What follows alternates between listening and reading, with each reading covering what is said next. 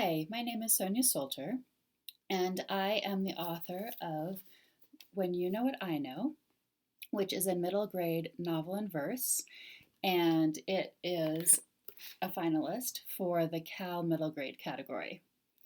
So the story is about the journey of 10-year-old Tori after she is molested by her uncle. It's the story both of the difficulties she goes through in many areas of her life, including her relationships with lots of different people in her family, friendships, everything, as well as the journey of her healing arc as she gets to see glimmers of hope towards the end.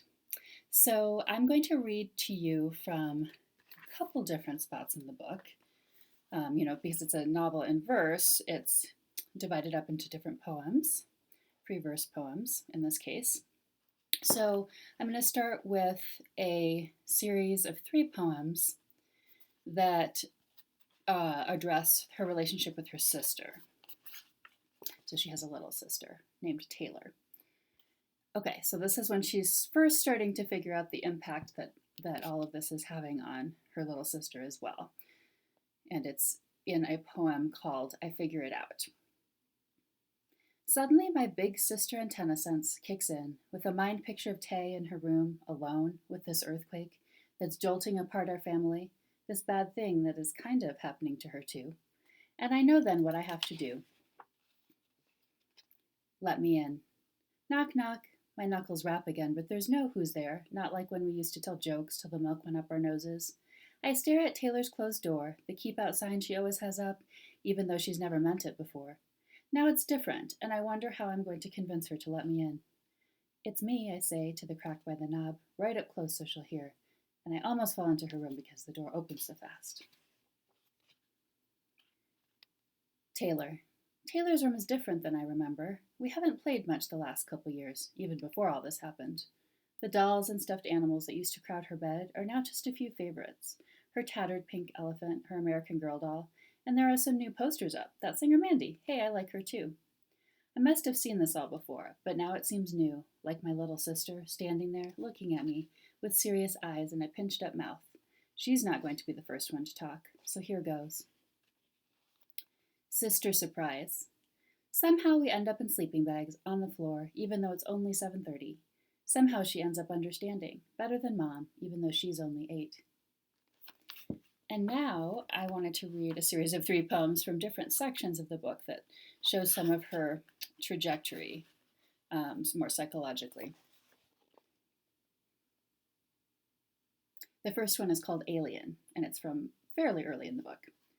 Even when I don't see her anymore, that face from right after, I still don't look the same. I look in the mirror and I think, who's that? Now I look at my arm, not in the mirror, right on me, right at it, and I still think, who's that?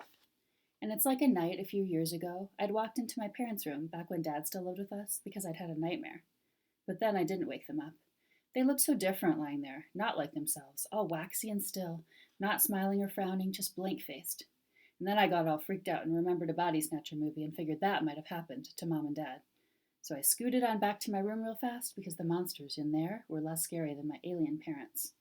So yeah, my arm's like that, and I keep pinching it, but it's like the pain's not connected to the pinch.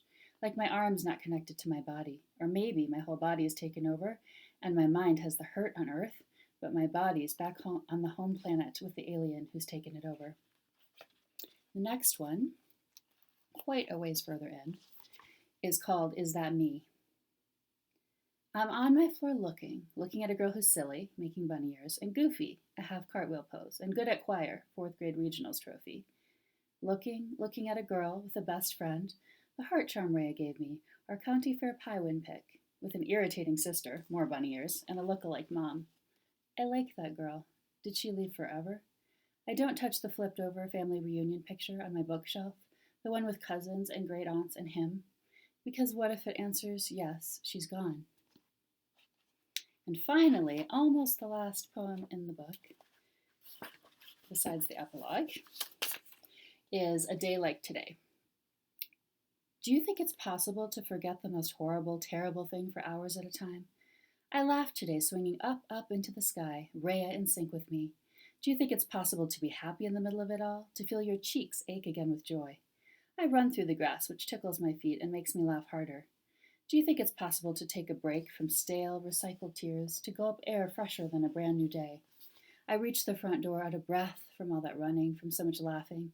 Do you think it's possible to tie the dragging sadness to a tree at the park and leave it behind? I shut the door behind me, and there's the spot on the carpet where he spilled coffee last summer. And I remember, and it comes back and sinks its teeth into my belly and won't let go. But still, a day like today, it's possible. I know that now. And what I hope that readers of the book will take away from it, from all backgrounds, is a real sense of realistic hope for difficult circumstances. No abuse is depicted in the book, but it's very emotionally intense and realistic in terms of what she goes through in her relationships and other areas of her life. And so my hope is that the realism actually makes it a realistic kind of hope, and that people feel like, for what they're going through that feels so difficult, that there is hope at the end of the tunnel for all different kinds of difficult circumstances. So if you want to connect with me, you can go to my website, sonjaksolter.com, and you can find my social media handles there as well if you'd like to follow me. I'd love to have you do that and stay connected with me. And anyway, thank you very much, and thank you, Cal, for bestowing the finalist status on the book. Thank you.